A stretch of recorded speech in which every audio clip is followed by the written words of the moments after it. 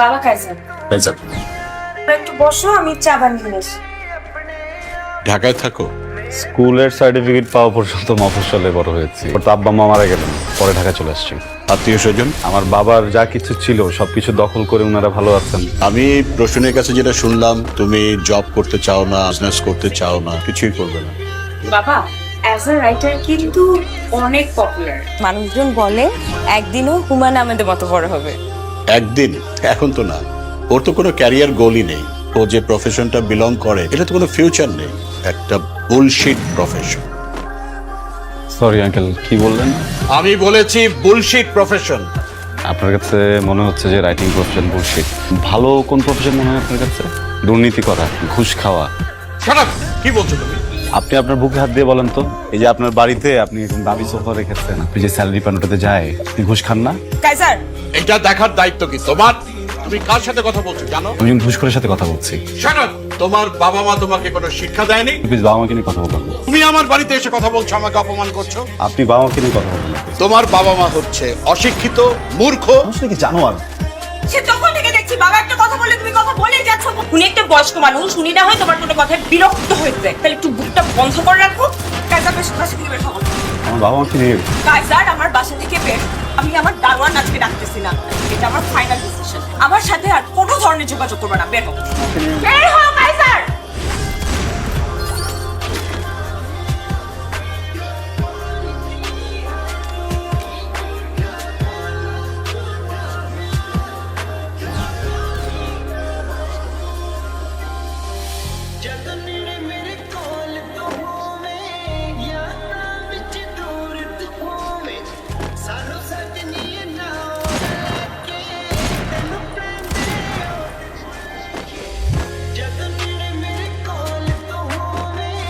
এই যে দেখো আমার দিকে। শোনো, আমি বেরোচ্ছি।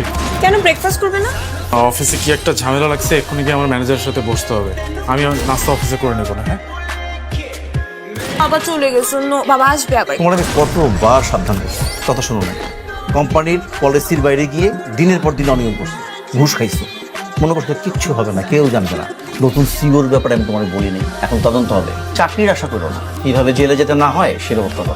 আপনি না শুধু শুধু ভয় পাচ্ছেন। সব লেটার ফেটার কিচ্ছু না স্যার। এই তদন্ত কমিটি বসাইছে তো সিইও স্যারের টাকা খাওয়ার ধান্দা। 2-3টা বান্ডেল দিয়ে দিলে সব কিছু ঠান্ডা হয়ে যাবে স্যার। ট্রাই করে দেখো যদি কিছু করতে পারো।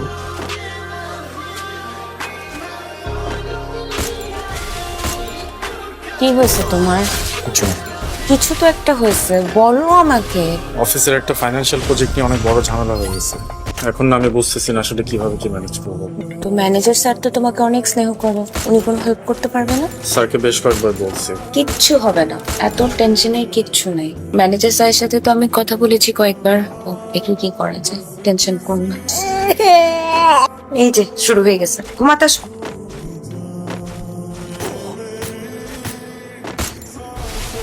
আমি আসলে আপনার সাথে একটা জরুরি বিষয়ে কথা বলতে এসেছিলাম। আমি বোধহয় বুঝতে পারছি আপনি আসলে কোন বিষয়টাকে মিন করছেন। আপনার আসলে অনেক আপসেট হয়ে পড়েছে। আপনি তো ওর গার্জিয়ান ছিলেন, ওকে ভালো কোনটা মন্দ কোনটা বুঝে। আগের সিইও থাকলে আমি খুব সহজেই ব্যাপারটাকে ম্যানেজ করতে পারতাম, এখন যিনি আছেন খুব স্ট্রিক্ট। আপনি একটা কাজ করেন না, আপনি তার সাথে দেখা করে সরাসরি কথা বলেন।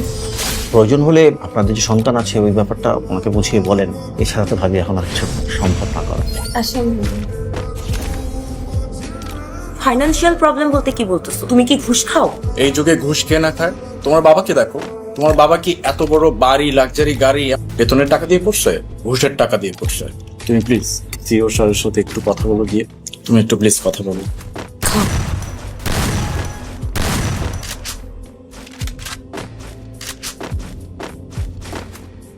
কাইজার, টিমের সবাইকে কনফারেন্স রুমে আসতে বলুন। কাইজার, ওনাকে বলুন আগামীকাল আসতে। আপনাকে জন্য ফোন করে তারপর আসে।